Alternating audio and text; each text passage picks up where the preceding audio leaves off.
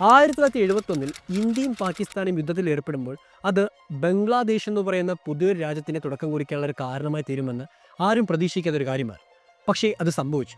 പിന്നീട് വർഷങ്ങൾ കഴിയുമ്പോൾ 2024 കഴിഞ്ഞ് 2025 എന്ന് പറയുന്ന പുതിയ വർഷത്തിലോട്ട് പ്രവേശിക്കുമ്പോൾ ഇതേ ഇന്ത്യയും ബംഗ്ലാദേശും തമ്മിൽ മറ്റൊരു പ്രധാനപ്പെട്ട പ്രശ്നം തുടക്കം കുറിക്കാൻ പോകുന്നതായിട്ടുള്ള കാര്യങ്ങളാണ് ഇന്ന് മനസ്സിലാക്കാൻ സാധിക്കുന്നത്. ഏറ്റവും ഒടുവിൽ പുറത്തു വരുന്ന വാർത്തകൾ ഇതെല്ലാം സൂചിപ്പിക്കുന്ന ഒരൊറ്റൊരു കാര്യമാണ്, ബംഗ്ലാദേശ് ഇന്ത്യയുടെ പുതിയൊരു പാകിസ്ഥാനായിട്ട് മാറുന്നു എന്ന് പറയുന്ന കാര്യം. കാരണം അത്രമാത്രം പ്രധാനപ്പെട്ട പ്രശ്നങ്ങളിലൂടെയാണ് ഇന്ത്യയും ബംഗ്ലാദേശും ഇപ്പോൾ പോയിക്കൊണ്ടിരിക്കുന്നത്. എന്താണ് ഈ പ്രശ്നങ്ങൾ? ഈ പ്രശ്നങ്ങളെല്ലാം കാരണം എന്താണ്? ആരാണ് ഈ പ്രശ്നങ്ങളിലൂടെ നേട്ടങ്ങൾ കൊയ്യാൻ ശ്രമിക്കുന്നത്? ഈ പ്രശ്നങ്ങളിലൂടെ ഇന്ത്യക്ക് എന്തെല്ലാം പ്രോബ്ലങ്ങൾ ഫേസ് ചെയ്യേണ്ടി വരും? ഇങ്ങനെ പല പ്രധാനപ്പെട്ട കാര്യങ്ങളെപ്പറ്റി ഈ ഒരൊറ്റൊരു വീഡിയോയിൽ നിങ്ങൾക്ക് ഞാൻ മനസ്സിലാക്കി തരാം. നമസ്കാരം, എൻ്റെ പേര് സനൂഫ്. നമ്മുടെ ചാനലിൽ കുറച്ച് കാലങ്ങൾക്ക് ശേഷം, കൃത്യമായി പറയുകയാണെങ്കിൽ 2 മാസങ്ങൾക്ക് ശേഷമാണ് ഞാൻ വീഡിയോ പോസ്റ്റ് ചെയ്യുന്നത്.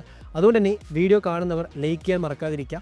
അത് വീഡിയോ നോട്ടിഫിക്കേഷൻ കിട്ടാത്തവർക്കോ റെക്കമെൻഡേഷൻ പോകാത്തവർക്കോ റെക്കമെൻഡേഷൻ ലഭിക്കാനുള്ള കാരണമായി തീരും. സോ നിങ്ങളുടെ അഭിപ്രായങ്ങൾ കമൻറ്റ് ബോക്സിൽ രേഖപ്പെടുത്താം. നമുക്കെന്തായാലും ആദ്യം എന്താണ് ഈ ഒരു പ്രശ്നത്തിൻ്റെ ഉള്ളടക്കമെന്ന് പറയുന്ന കാര്യത്തെപ്പറ്റി തന്നെ മനസ്സിലാക്കാം. 2024 ജൂലൈ മാസം വിദ്യാർത്ഥികൾ നടത്തിയ ഒരു പ്രതിഷേധം അത് അവസാനം ബംഗ്ലാദേശിൻ്റെ അന്നത്തെ പ്രസിഡന്റ് ഷെയ്ഖ് ഹസീനയുടെ സ്ഥാനം മൊഴിയാനും രാജ്യം വിട്ടു തന്നെ പോകാനുള്ള ഒരു കാരണമായിട്ട് മാറപ്പെട്ടു. പിന്നീട് ഷെയ്ഖ് ഹസീന ഇന്ത്യയിലോട്ട് വന്നതും ഇന്ത്യയിൽ ഇപ്പോഴും അഭയാർത്ഥിയായിട്ട് അവർ കഴിയുന്നതായിട്ടുള്ള വാർത്തകൾ നിങ്ങൾ കേട്ടിരിക്കും. ഈ കാര്യത്തെപ്പറ്റി കൂടുതൽ അറിയണമെങ്കിൽ, എന്താണ് പ്രശ്നം എന്നൊക്കെ അറിയണമെങ്കിൽ നമ്മൾ അന്ന് ചെയ്തിരിക്കുന്ന ഒരു വീഡിയോ ഉണ്ട്. ആ വീഡിയോ നിങ്ങൾ ഇവിടെ കൊടുക്കുക. അത് കണ്ടു നോക്കിയാൽ തന്നെ നിങ്ങൾക്ക് കൂടുതൽ കാര്യങ്ങൾ അറിയാൻ സാധിക്കും. സോ അന്നത്തെ ആ പ്രശ്നത്തിൻ്റെ ഒരു അവസാനം എങ്ങനെയാണ് ചോദിക്കുകയാണെങ്കിൽ, മുഹമ്മദ് യൂനസ് എന്ന് പറയുന്ന നൊബേൽ സമ്മാന ജേതാവും ബംഗ്ലാദേശിൻ്റെ പൊളിറ്റിക്സിൽ പുതിയൊരു നാഴികക്കല്ലായി മാറാൻ സാധ്യത കൽപ്പിച്ചൊരു വ്യക്തിയുമായിരുന്നു ബംഗ്ലാദേശിൻ്റെ അടുത്തൊരു കെയർ ടേക്കർ ഗവൺമെൻറ്റിൻ്റെ അധികാര തലപ്പത്തോട്ട് പ്രവേശിച്ചത്. സോ കെയർ ടേക്കിംഗ് ഗവൺമെൻറ്, അതായത് ഒരു പ്രത്യേക കാലഘട്ടത്തേക്ക് മാത്രം അധികാരത്തിലിരിക്കുന്ന ഗവൺമെൻറ്, ആ ഗവൺമെൻറ് പിന്നീട് ഒരു ഇലക്ഷൻ നടത്തി പുതിയൊരു ഭരണകൂടത്തെ സ്ഥാപിതമാക്കുമ്പോൾ അവർ സ്ഥാനം ഒഴിഞ്ഞപ്പോൾ ഇതാണ് കെയർ ടേക്കർ ഗവൺമെൻറ് എന്ന് ഉദ്ദേശിക്കുന്നത്. ഈ കെയർ ടേക്കർ ഗവൺമെൻറ്റിനെ ഫോം ചെയ്യാനായിട്ട് വിദ്യാർത്ഥികളും അവരുടെ ഭാഗത്തുനിന്ന് പൂർണ്ണ സപ്പോർട്ട് അറിയിച്ചു. അവിടുത്തെ ആർമിയുടെ ഭാഗത്തു നിന്നുള്ള പൂർണ്ണ പിന്തുണയും പുറത്തു വന്നു. അങ്ങനെ അവസാനം ആർമിയും വിദ്യാർത്ഥി യൂണിയനും എല്ലാം ഒരുമിച്ച് ചേർന്നുകൊണ്ട് മുഹമ്മദ് യൂനസിനെ പുതിയൊരു പ്രസിഡന്റായിട്ട് അധികാരത്തിൽ കൊണ്ടുവന്നു. പക്ഷേ ഇവിടെയാണ് മറ്റ് പല കാര്യങ്ങൾ, പ്രത്യേകിച്ച് ഇന്ത്യ എന്ന് പറയുന്ന നമ്മുടെ രാജ്യത്തിന് എഗെയിൻസ്റ്റ് ആയിട്ടുള്ള പല കാര്യങ്ങളും സംഭവിച്ചത്. സോ എന്താണ് എഗെയിൻസ്റ്റ് ആയിട്ടുള്ള പറയാനുള്ള കാരണം എന്ന് ചോദിക്കുകയാണെങ്കിൽ, ഇന്ത്യക്ക് പൊതുവെ ഫോറിൻ പോളിസിയിൽ 2 പ്രധാനപ്പെട്ട കാര്യങ്ങളാണ് ഇന്ത്യയുടെ മുന്നിലുള്ള ഒരു ഇമ്പോർട്ടൻറ്റ് ഫാക്ടറായിട്ട് പരിഗണിക്കപ്പെടുന്നത്. ഒന്ന്, ഇന്ത്യക്ക് അനുകൂലമായ നിലപാടെടുക്കുന്ന രാജ്യങ്ങളും ആ നിലപാടുകൾ എന്താണെന്ന് പറയുന്ന കാര്യം. രണ്ടാമത്തേത്, ഇന്ത്യക്ക് എഗെയിൻസ്റ്റ് ആയിട്ട് പ്രവർത്തിക്കുന്ന രാജ്യങ്ങളും ആ പ്രവർത്തന രീതി എന്താണെന്ന് പറയാം. ഈ 2 കാര്യങ്ങളും ഏറ്റവും വലിയ ഇമ്പോർട്ടൻ്റ്. ഈ രണ്ടും ഇന്ത്യക്ക് ഗുണവും ദോഷവും ഒരേപോലെ നൽകുന്ന കാര്യമാണ്. അതുകൊണ്ട് തന്നെ ബംഗ്ലാദേശിൽ പുതിയൊരു അധികാരമാറ്റം വന്നപ്പോഴും ഇന്ത്യ അതിനെ വെൽക്കം ചെയ്തു. കാരണം വലിയൊരു പ്രശ്നത്തിൽ പോയിക്കൊണ്ടിരിക്കുന്ന രാജ്യം, അത് ഇന്ത്യയുടെ ഏറ്റവും പ്രധാനപ്പെട്ട ഒരു പാർട്ട്ണർ രാജ്യമായിട്ട് മാറിയൊരു രാജ്യമായിരുന്നു. ആ രാജ്യത്ത് പുതിയ അധികാരമാറ്റം വരുന്നു. ആ അധികാരമാറ്റത്തെ ഇന്ത്യ വെൽക്കം ചെയ്തു. പക്ഷെ അവിടെയാണ് മുഹമ്മദ് യൂനസ് പുതിയ പല പ്രഖ്യാപനങ്ങളും പുതിയ പല നയമാറ്റങ്ങളും കൊണ്ടുവന്നത്. ഈ നയമാറ്റങ്ങൾ എന്താണെന്ന് പറയുന്ന കാര്യത്തെപ്പറ്റി നമുക്കൊന്ന് മനസ്സിലാക്കാം. ആദ്യത്തെ ഒരു പ്രധാനപ്പെട്ട തീരുമാനം എന്ന് പറയുന്നത് ബംഗ്ലാദേശിൻ്റെ കോൺസ്റ്റിറ്റ്യൂഷൻ, അവരുടെ ഭരണഘടനയെ തന്നെ ഭേദഗതി ചെയ്യാനുള്ള തീരുമാനത്തിലോട്ട് ഈ മുഹമ്മദ് യൂനസും അദ്ദേഹം സപ്പോർട്ട് ചെയ്യുന്ന സ്റ്റുഡൻറ് യൂണിയൻ്റെ ഒരു അസോസിയേഷനും ഒരുമിച്ച് തീരുമാനമെടുത്തത്. അങ്ങനെ ബംഗ്ലാദേശിൻ്റെ കോൺസ്റ്റിറ്റ്യൂഷൻ്റെ ഒരു റീഫോമിനുള്ള ഒരു ന്യൂ റിപ്പബ്ലിക് ആയിട്ടുള്ള രീതിയിലൊരു മാറ്റം കൊണ്ടുവരാനായിട്ട് അവിടുത്തെ ഗവൺമെൻറ്റിന് താല്പര്യത്തോടുകൂടി തന്നെ ഇന്ന് തീരുമാനമെടുത്തിട്ടുണ്ട്. സോ ഈ ഒരു ന്യൂ റിപ്പബ്ലിക്കിൽ ഏറ്റവും ഇമ്പോർട്ടൻ്റ് ആയിട്ട് നമുക്ക് ഏറ്റവും കൂടുതൽ മനസ്സിലാക്കേണ്ട ഒരു കാര്യമാണ് അവിടുത്തെ വോട്ട് ചെയ്യാനുള്ള പ്രായപരിധി. അത് 18 നിന്ന് 17 കുറയ്ക്കാൻ പോകുന്നവൻ, അതായത് 17 വയസ്സ് പൂർത്തിയ ആർക്കും ഗവൺമെൻറ്റിന് വേണ്ടിയിട്ട് അല്ലെങ്കിൽ അവിടുത്തെ ഇലക്ഷനിൽ വോട്ട് ചെയ്യാൻ സാധിക്കും. ഈ ഒരു നയമാറ്റം കൊണ്ടുവന്നു. അത് മാത്രമല്ലാതെ മറ്റു പല പ്രധാനപ്പെട്ട നയമാറ്റങ്ങൾ ശ്രദ്ധേയമായ കാര്യമായിരുന്നു. ഇന്ത്യയുമായിട്ട് പ്രവർത്തിച്ച പല മേഖലകളിൽ നിന്നും ഇന്ത്യയിൽ നിന്ന് അകന്നുപോകുന്ന തീരുമാനം ബംഗ്ലാദേശ് എടുത്തിരിക്കുന്നു പറയുന്നത്. അതിൽ ഒന്നാമത്തെ കാര്യമെന്ന് പറയുന്നത്, ഇന്ത്യയിൽ 2025 ഫെബ്രുവരി മാസം ബംഗ്ലാദേശിലെ സുപ്രീം കോടതിയിലും അവിടുത്തെ പല ഹൈക്കോടതികളിലും ജഡ്ജിമാർക്ക് ട്രെയിനിങ് നൽകുന്നൊരു സെഷൻ ഉണ്ടായിരുന്നു. അത് മധ്യപ്രദേശിലും ഇന്ത്യയിലെ ഭോപ്പാലിൽ വെച്ച് നടന്നൊരു സെഷനാണ്. അതിൽ ഈ ബംഗ്ലാദേശിലെ ജഡ്ജിമാരെ അയക്കിൽ നിന്ന് പൂർണ്ണമായിട്ടുള്ളൊരു പിൻവാങ്ങൽ ബംഗ്ലാദേശിൻ്റെ ഭരണകൂടം ഇന്ന് പ്രഖ്യാപിച്ചിട്ടുണ്ട്. അതായത് ബംഗ്ലാദേശിൻ്റെ ഭാഗത്തു നിന്ന് ഒരു ജഡ്ജസോ ഈ ഒരു കാര്യത്തിൽ, ഈ ഒരു ട്രെയിനിങ് സെഷനിൽ പങ്കെടുക്കുക എന്ന് പറയുന്ന കാര്യമാണ് ഇന്ന് പ്രഖ്യാപനമായിട്ട് വന്നിരിക്കുന്നത്. ഇത് ഒന്നാമത്തെ കാര്യമാണെങ്കിൽ, രണ്ടാമത്തേത് ബംഗ്ലാദേശിൻ്റെ ഈ ഒരു കെയർ ടേക്കർ ഗവൺമെൻറ്, അതായത് ഇന്ന് ഇടക്കാല അധികാരത്തിലോട്ട് കയറിയിരിക്കുന്ന ഈ ഒരു ഗവൺമെൻറ്റിൻ്റെ അകത്ത് തന്നെ പല നേതാക്കന്മാരും ഇന്ത്യ വിരുദ്ധമായ പല പ്രചാരണം നടപ്പാക്കുകയും ഇന്ത്യക്ക് എഗെയിൻസ്റ്റ് ആയിട്ട് സംസാരിക്കുകയും ചെയ്ത് കാണാൻ സാധിക്കും.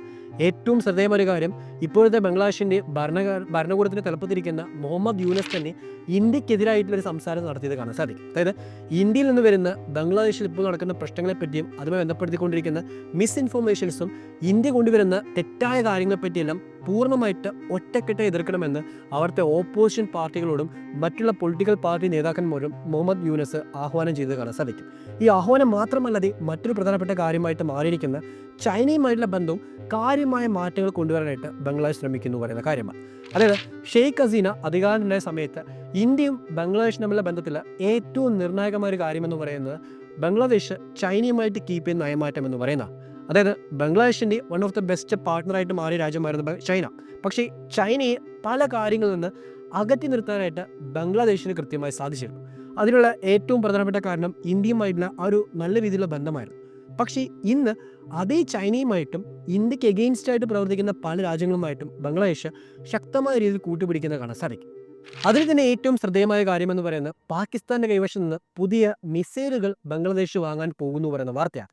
ഈ വാർത്ത ഒരു സിഗ്നിഫിക്കൻ്റ് ആയിരിക്കുന്ന മാറ്റം, അതായത് ബംഗ്ലാദേശ് പുതിയൊരു കൂട്ടുകെട്ട് രൂപീകരിക്കാനും അതുവഴി ഇന്ത്യ വിരുദ്ധമായൊരു ചേരി രൂപീകരിക്കാൻ ശ്രമിക്കുന്നതായിട്ടുള്ളൊരു കാര്യമായിട്ടും ഇന്ന് പല വിധത്തിലും വ്യാഖ്യാനിക്കുന്നുണ്ട്.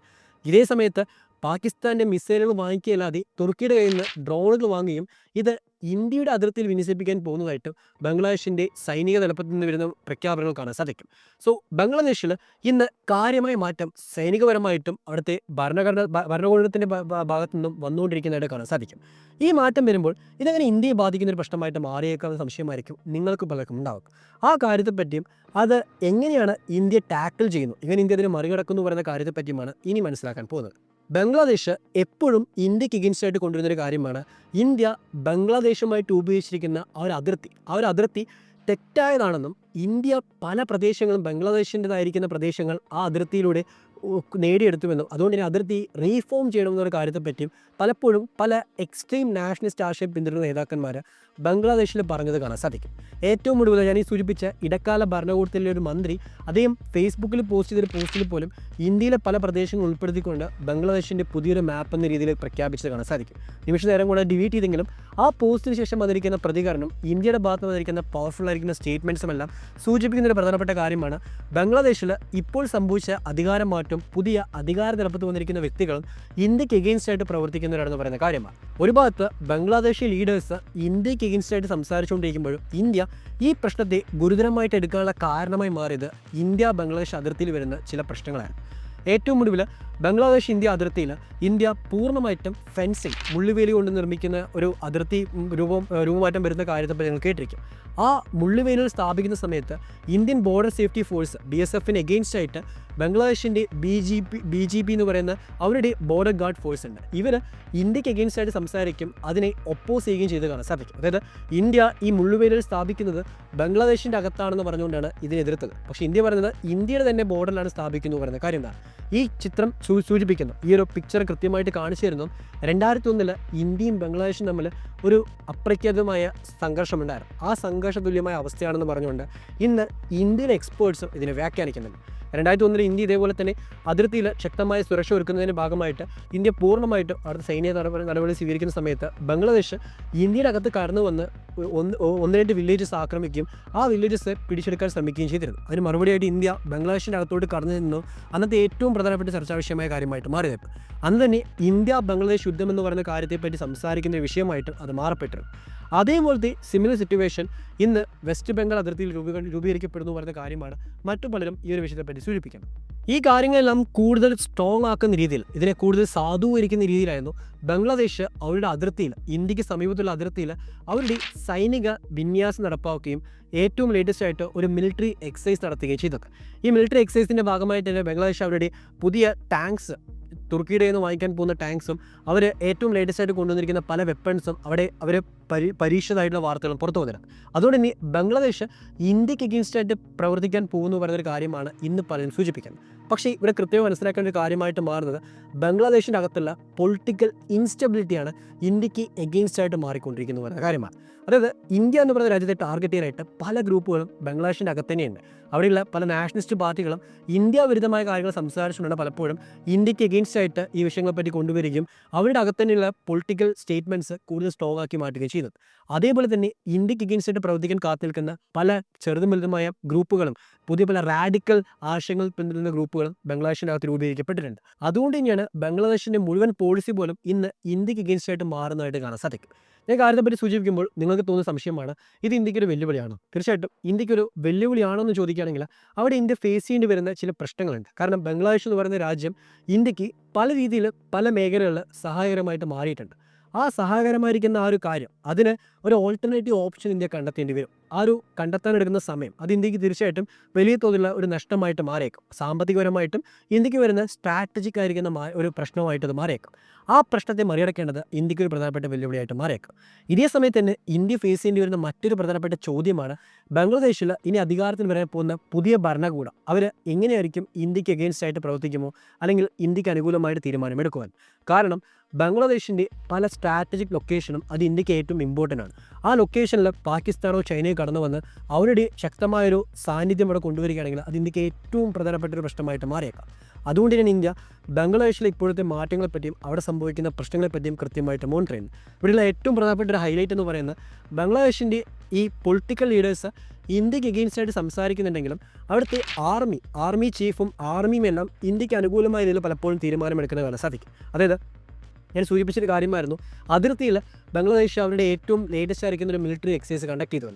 ആ മിലിറ്ററി എക്സസൈസ് കണ്ടക്ട് ചെയ്തത് ഇന്ത്യക്ക് എഗെയിൻസ്റ്റ് ആയിട്ടെന്ന രീതിയിലായിരുന്നു ആദ്യം വാർത്തകൾ പുറത്തു വന്നത്. ഈവൻ ബംഗ്ലാദേശ് മീഡിയ പോലും റിപ്പോർട്ട് ചെയ്തത് ബംഗ്ലാദേശ് കൂടുതൽ സ്ട്രോങ് ആയിട്ട് ബംഗ്ലാദേശിൻ്റെ പവർ എന്താണെന്ന് ഇന്ത്യക്ക് കാണിച്ചു കൊടുക്കുന്ന രീതിയിലായിരുന്നു. പക്ഷേ അവരുടെ ആർമി ചീഫ് സ്ഥിരീകരിച്ചിരിക്കുന്ന ആ മിലിറ്ററി എക്സസൈസ് അവർ പ്രധാനമായിട്ടും കേന്ദ്രീകരിച്ചത് മ്യാൻമാറിൽ നിന്നുള്ള അരാക്കൻ ആർമി പോലത്തെ റിബൽ ഗ്രൂപ്പുകൾ, അവിടെയുള്ള പല ഈ ടെററിസ്റ്റ് ഗ്രൂപ്പുകളുണ്ട്. ഈ ഗ്രൂപ്പുകൾ ഈ മ്യാൻമാറിൻ്റെ പല അതിർത്തി കേന്ദ്രങ്ങൾ പിടിച്ചെടുക്കുന്നുണ്ട്. അവരൊരു പക്ഷേ ബംഗ്ലാദേശിൻ്റെ അകത്തോട്ട് കടന്നു വന്ന് ബംഗ്ലാദേശിൻ്റെ പ്രദേശങ്ങൾ പിടിച്ചെടുക്കാൻ ശ്രമിച്ചേക്കാമെന്ന് പറയുന്നൊരു കാര്യത്തെ മുന്നിൽ കണ്ടിട്ടാണ് അവർക്ക് എഗെയിൻസ്റ്റ് ആയിട്ട് ഇത്തരമൊരു മിലിറ്ററി എക്സസൈസ് കണ്ടക്ട് ചെയ്തു പറയുന്ന കാര്യത്തെപ്പറ്റി കാണാൻ സാധിക്കും.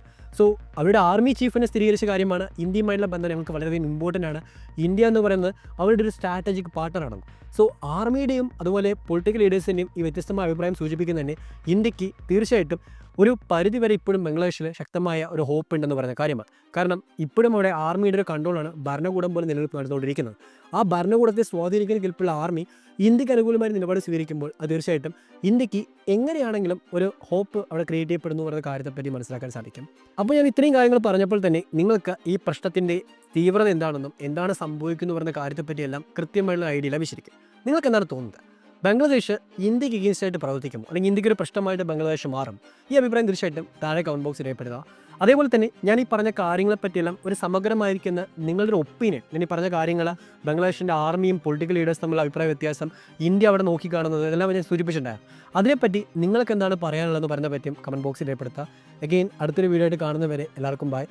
ഹോപ്പ്ഫുള്ളി അടുത്ത വീഡിയോ എനിക്ക് പെട്ടെന്ന് ഇടാൻ സാധിക്കുമെന്ന് വിചാരിക്കുന്നു. ഈ ഒരു വർഷം തീർച്ചയായിട്ടും കുറേയധികം കാര്യങ്ങളെപ്പറ്റി സംസാരിക്കണമെന്നുണ്ട്, കുറേ മാറ്റങ്ങൾ നമ്മുടെ ചാനലിൽ കൊണ്ടുവരുമെന്ന് വിചാരിക്കുന്നുണ്ട്. അതിനെല്ലാം നിങ്ങളുടെ സപ്പോർട്ട് അത്യാവശ്യമാണ്. ഈ ഗ്യാപ്പ് എടുത്തതിന് സോറി ചോദിക്കുകയാണ്. പലരും എനിക്ക് മെസ്സേജ് ചോദിച്ചിട്ടുണ്ടായിരുന്നു, എന്താണ് ബ്രോ വീഡിയോ ഇടാത്തത്, എന്ത് പറ്റി എന്നൊക്കെ ചോദിച്ചിട്ട്. ആ ഒരു നിങ്ങളുടെ ഒരു കെയറിനും നിങ്ങൾ ആ എൻക്വയറി ചെയ്തതിനെല്ലാം വളരെയധികം നന്ദി. പലർക്കും റിപ്ലൈ ചെയ്യാൻ സാധിച്ചിട്ടില്ല. എന്നാലും എല്ലാവർക്കും എനിക്ക് ഈ ഒരു കാര്യത്തെപ്പറ്റി ചോദിച്ച് എൻ്റെ അടുത്ത് മെസ്സേജ് എല്ലാവർക്കും വളരെയധികം നന്ദി നൽകണമെന്നുണ്ടായിരുന്നു. അതുകൊണ്ടാണ് ഈ ഒരു വീഡിയോ മേക്ക് ചെയ്യാനോ അതിന് ഈ കാര്യം സൂചിപ്പിക്കാനും ശ്രമിച്ചത്. So thank you for watching the video. ജയ് ഹിന്ദ്.